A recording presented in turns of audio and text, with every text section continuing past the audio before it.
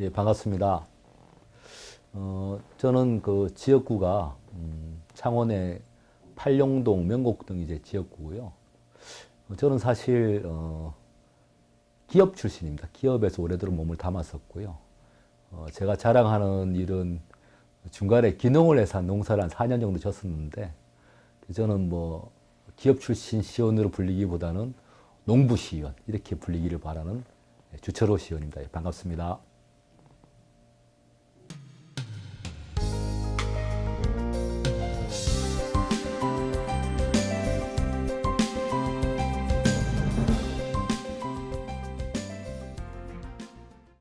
네. 뭐 일단은 저희도 이제 이게 너무 심각한 일이다 보니까 그 시국회의 구성 단계부터 제가 참여를 하게 됐고요.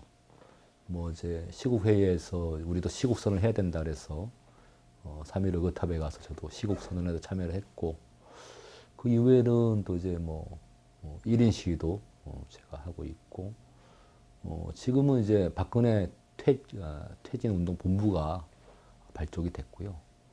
거기서 하는 뭐 시국대회도 열심히 나름 참가하고 있습니다. 예. 이게 뭐 저만의 일은 아닌 것 같고요. 모든 뭐 시민들도 저와 같은 마음이라고 생각하고 있습니다. 이 분노가 너무 저는 커질까봐 두렵기도 하고 그런 상황입니다.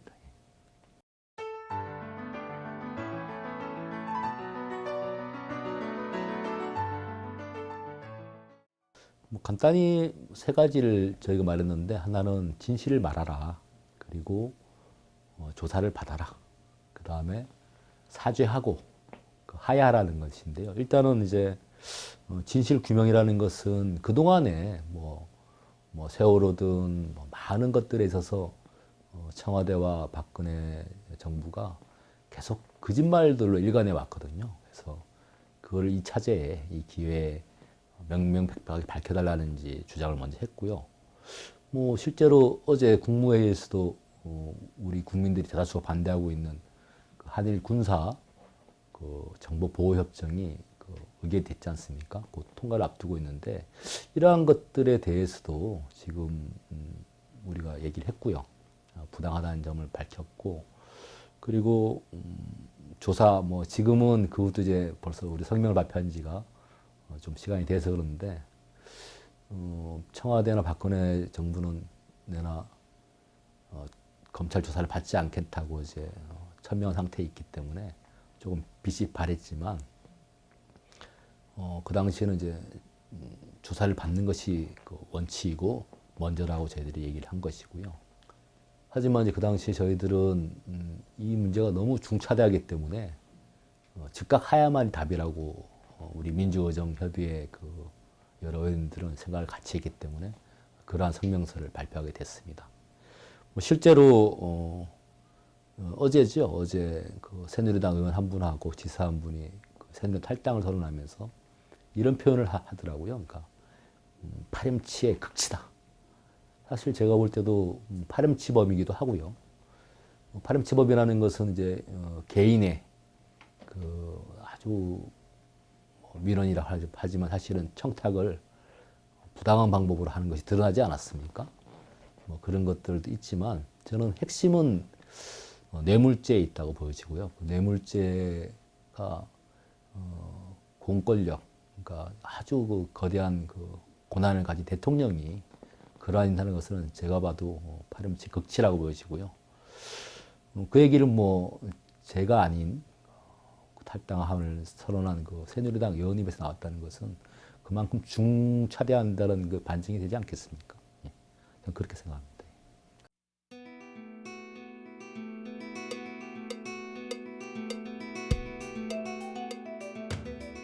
이렇게 봅니다. 지금 새누리당의 분열이 가속화될 거라고 보여지고요. 오늘 제가 확인한 뉴스는 새누리당 김무성 전 대표가 대선 불출마 선언을 하고 새누리당을 이제 확 뜯어 고쳐야 된다는 이야기를 하셨거든요. 그런 걸 봐서도 지금 이제 박근혜를 싸고 있는 사람들이 아직도 조금은 있지 않습니까? 청와대 내에도 있고 외부도 있지만은 그분들조차도 이제 더 이상 버티는 것이 자기들에게 유리하지 않겠다고 판단하면은 그 시점에 아마 퇴진이 이루어지지 않을까. 실제로 제가 알고 있는 새누리당은 그 이해관계가 무너지면은 무너져 내리는, 그리고 그에 따라서 이합 집산을 해왔던 정당이라고 제가 알고 있기 때문에 그런 일들이 곧 빠르지는 않지만 일어날 것이라고 봅니다.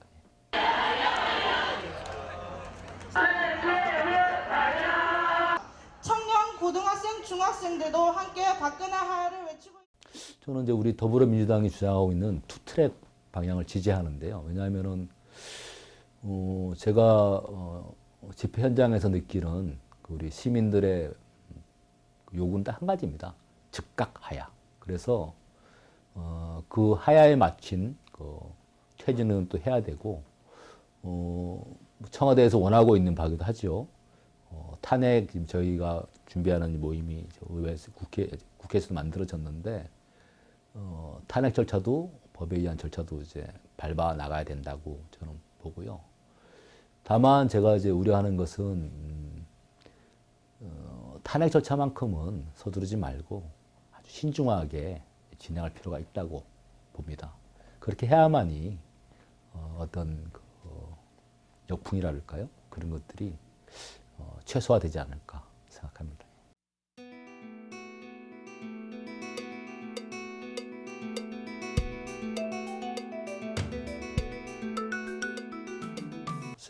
서두에 말씀드렸듯이 저는 뭐 정치라는 시연이기도 하지만은 한 사람의 시민으로서 뭐라도 해야 된다는 생각이 있었고요. 뭐 저희가 벌써 이제 시위를 한 지가 한 20일이 다 돼 가는데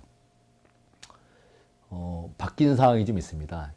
이번 주 월요일이죠.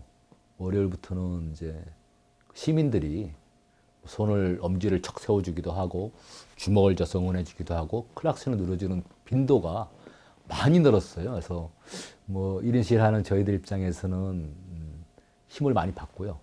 그 반응이 없으면 사실 오늘 많이 추웠는데 날씨가 오늘 또 1인 시위라고 들어왔는데 그런 호응이 있으면 좀 더 저희가 시간도 잘 가고요. 그렇고 근데 시위를 하게 된 이유는 아무튼 그런 시민의 마음과 똑같이 뭐라도 해야 된다는 마음에서 시작했고요.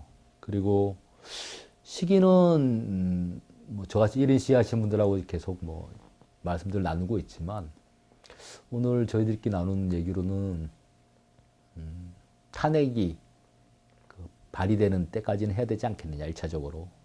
하지만 이제 모든 분들의 마음속에는 박근혜 대통령이 퇴진할 때까지 해야 된다고 생각하고 있습니다.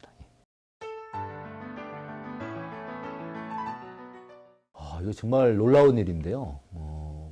저희가 이제 하는 일 중에 시의원이 하는 일 중에 가장 큰 일이 행정사무감사도 아니고 사실은 창원시 1년 예산을 이제 곧 11월 25일 날 저희가 예산안을 다루게 되는데 그 살림살이 규모를 정하고 어디다 돈을 쓸 것인지를 정하는 것이 제일 중요하다고 저는 알고 있습니다. 그런데 거기서 큰 문제가 있었습니다.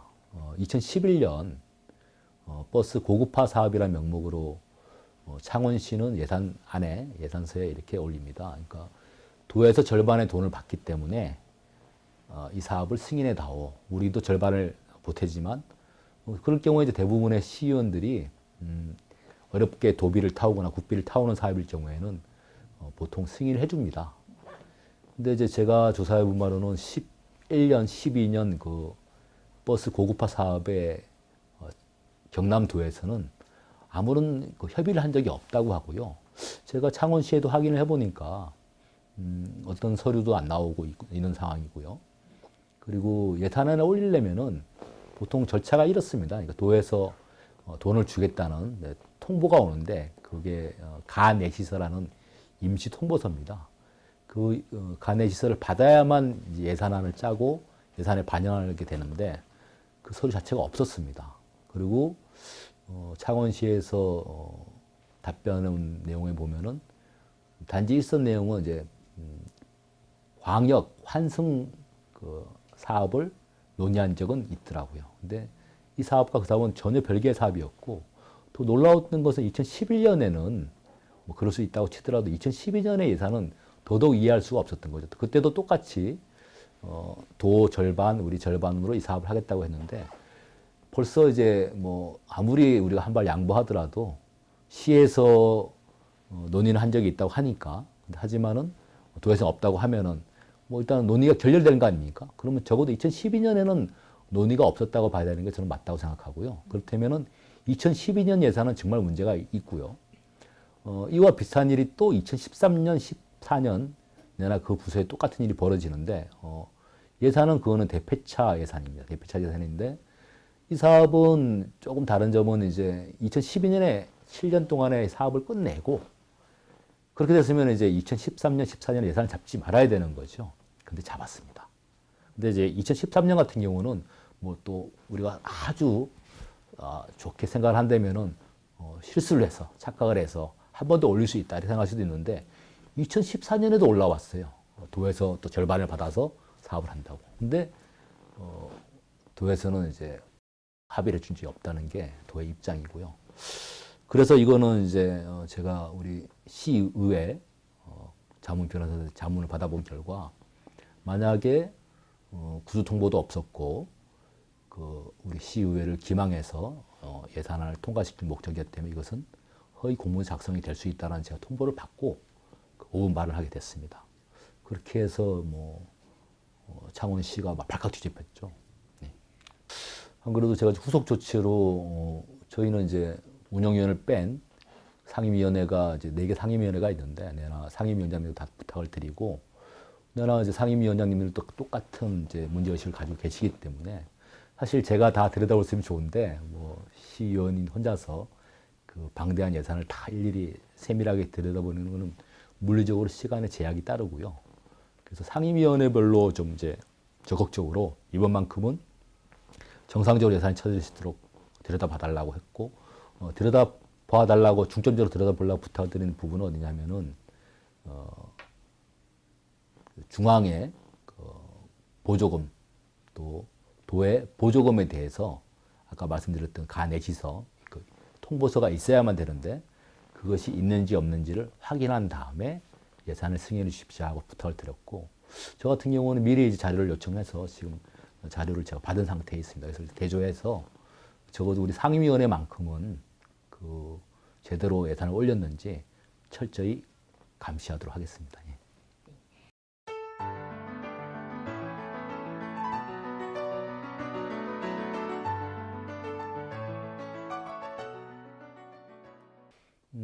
이제 팔룡시장이라는 것이 이제 정확하게 말하면은 팔룡 민속 5일장인데 좀 나이 드신 분들은 좀 스토리를 알고 있지만 그 상남시장이 지어지면서 그 상남동에서 이제 그 난전을 했던 그 5일장 상인분들이 그 이전해야 될 부지가 필요하게 됐습니다. 그래서 그 당시에도 이제 시하고 큰 마찰을 빚다가 제 지역구인 팔룡동으로 이제 가기로 정해졌고 그 2003년에 옮겨와서 그 올해 9월까지 계속 거기서 이제 5일마다 4일, 9일 5일장을 펼쳤습니다. 근데 이제 그 자리에 원래 그 자리는 이제 상업 지역이었는데 문화복합타운이 이제 건립 계획이 발표되면서 그분들이 다시 이전하게 되어야 될 상황이었고 시의 입장은 이제 그동안 뭐 무상으로 많이 썼기 때문에 뭐 이제 자리를 완전히 비켜줘야 되는 거 아니냐는 말씀을 하셨는데 저는 이제 단호히 반대했던 이유가 그분들도 생계가 달린 문제고 처자식을 거느린 가장들이 텐데 그렇게 쉽사리 그 업을 접을 수는 없지 않느냐. 그래서 저는 단계적인 양성화를 주장했고요. 뭐 대책을 말씀드리면은 그분들 같은 경우는 저한테 직접 요구도 하셨고 뭐 지금 이제 감계 쪽으로 옮겨가 계신데 북면에 뭐 상설 시장화도 찬성하고 그분들에 대한 어떤 다른 생계 대책을 마련해 주면은 뭐 특화 시장이라고 할 수 있는 부분도 있고 뭐 야시장 뭐 이런 것들도 해서 그쪽 지역 주민들과 어우러서 전을 펼쳐보고 싶은 그런 방향을 말씀하시더라고요.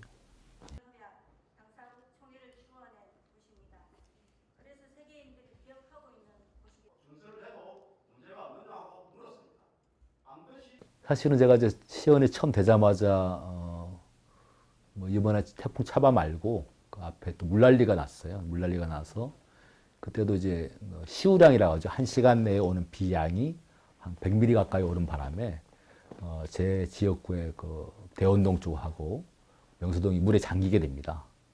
그래서 제가 이제 그 현장에 나가보고 그분들한테 약속을 했어요. 무슨 약속을 했냐면은 지하가 침수가 많이 됐는데 이것을 어떻게든 막아볼 수 있는 방안을 같이 그 시랑 강구해 보겠다라고 약속을 드렸는데 2년이 지난 며칠 전에 또 태풍 차바가 오고 또 같은 지역이 또 잠기게 됐어요.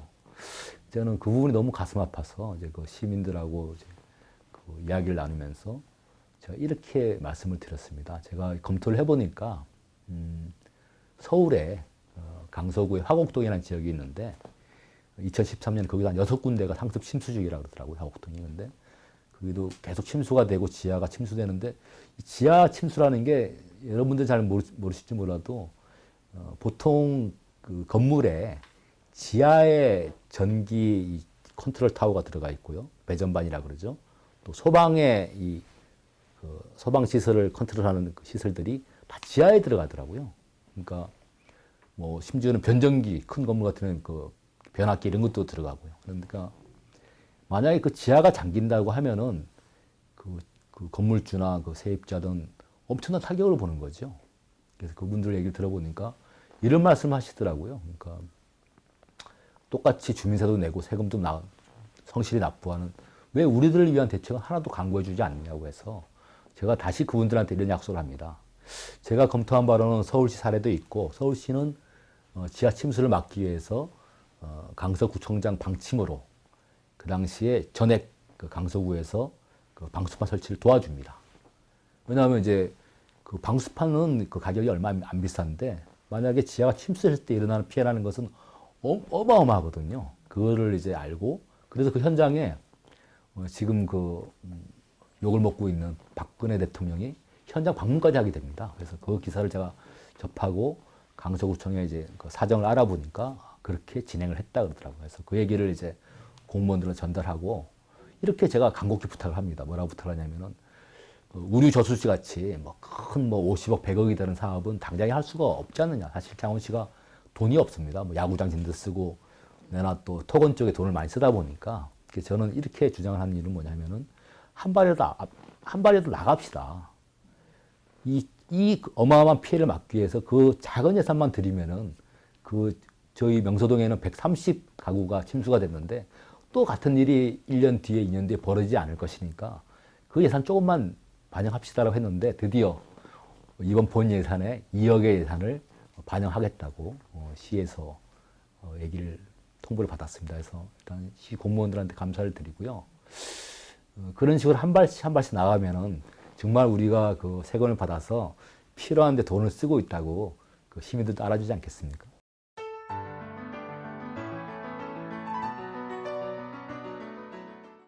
예, 창원 시민 여러분 뭐 아무튼 박근혜 게이트로 끌어오는 분노를 뭐 주체 못할 정도고 저 역시도 일이 잘 손에 안 잡히고 허탈하고 그렇습니다. 하지만은 좀 더 냉정한 분노 또 제가 염려되는 것은 이제 시민들이 또 다칠까봐 걱정이 되고요.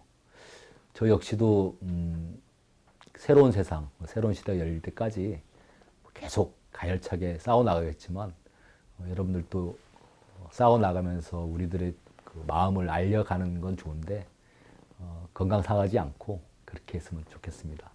저도 같이 끝까지 동참하겠습니다. 예, 감사합니다.